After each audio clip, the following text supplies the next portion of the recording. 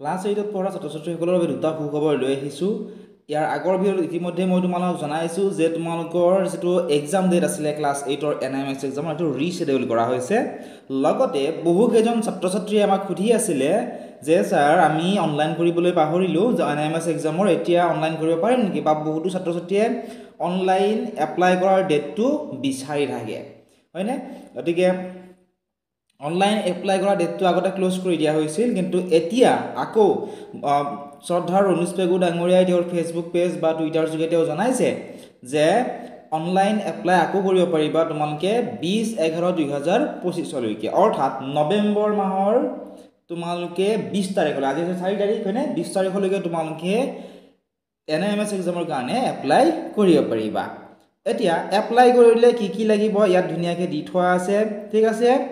চোৱা এটা বস্তু সদায় মনত ৰাখিবা যে এপ্লাই কৰিলে তোমালোকে গোটেই অসমৰ ভিতৰত মাত্ৰ 2411 জন ষ্টুডেন্টে এই স্কলাৰশ্বিপটো পাব ঠিক আছে অল আসামত যিমান কেজন লৰা ছোৱালী আছে এই লৰা ছোৱালীসকলৰ ভিতৰত মাত্ৰ 2411 জনে এই স্কলাৰশ্বিপটোৰ কাৰণে এলিজিবল হ'ব গতিকে মই জনাব বিচাৰিছো যে ইয়াৰ কাৰণে অনলাইন ক্লাছ হৈ আছে অনলাইন ক্লাছত জয়েন কৰিলে তোমালোকে এক্সামটো পাছ কৰিবাই মাত্ৰ 199 টকা তোমালোকে অনলাইন ক্লাছটো কৰিব পাৰিবা আমাৰ এপটোৰ লিংক দি থোৱা আছে ডেসক্ৰিপচনত তাৰ পৰা তোমালোকে আমাৰ এপটো ডাউনলোড কৰা অথবা আমাক WhatsAppতো মেছেজ কৰা এতিয়া চাও হা যে এপ্লাই কৰিবৰ কাৰণে কি লাগিব OTR ৰেজিষ্ট্ৰেচন লাগিব OTR ৰেজিষ্ট্ৰেচন তোমালোকে যত এপ্লাই কৰিবা তাত গৈ তোমালোকে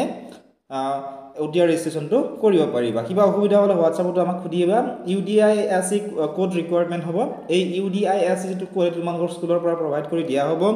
তোমালোকৰ স্কুলৰ সন্মানীয় ছাৰবাইদেউসকলক খুদিবা তেওঁলোকে তোমালোকক দি দিব next is who are ineligible for this scholarship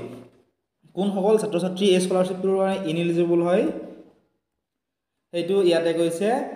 যে students from private schools Jawahar Navodaya Vidyalaya and Kendriya Vidyalaya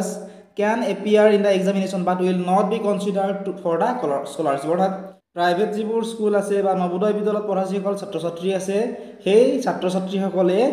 এই যেটো স্কলাৰশ্বিপ এক্সামটো দিব পাৰিব কিন্তু তেওঁলোক সিলেক্টেড নহয় অৰ্থাৎ গভৰ্ণমেণ্ট স্কুলৰ ছাত্ৰ-ছাত্ৰীসকলে এই পৰীক্ষাটো দি পাছ কৰিলে তেওঁলোকে 48000 টকা স্কলাৰশ্বিপ পাব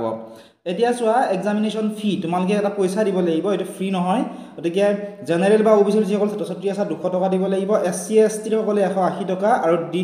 ডিফাৰেন্টলি এবল যিসকল আছে তেওঁলোকে 175 টকা পে কৰিব লাগিব আৰু অনলাইন যোগে তোমালোকে এটো পে কৰিব লাগিব তোমালোকে অনলাইনৰ দোকানত গৈ পইচাটো দিলে তোমালোকক অনলাইনটো কৰি দিব ঠিক আছে এইখিনি আছিল আজিৰ এই ভিডিঅ'ত ইয়াৰ ৰিলেটেড যদি কিবা কোৱেশ্চন আছে তোমালোকে বা খুদিবলৈ নাপাহৰিবা যিসকল ছাত্ৰ-ছাত্ৰী আমাৰ এপটো ডাউনলোড কৰি ল'ব চেনেলটো সাবস্ক্ৰাইব কৰা নাই সাবস্ক্ৰাইব কৰি ল'বা ইয়াত তোমালোকে ইউটিউবতো ফ্ৰী ভিডিঅ'সমূহ চাব পাৰিবা সম্পূৰ্ণ ভিডিঅ'সমূহ তোমালোকে আমাৰ এপত পাবা গতিকে এপটো ডাউনলোড কৰি ল'বলৈ নাপাহৰিবা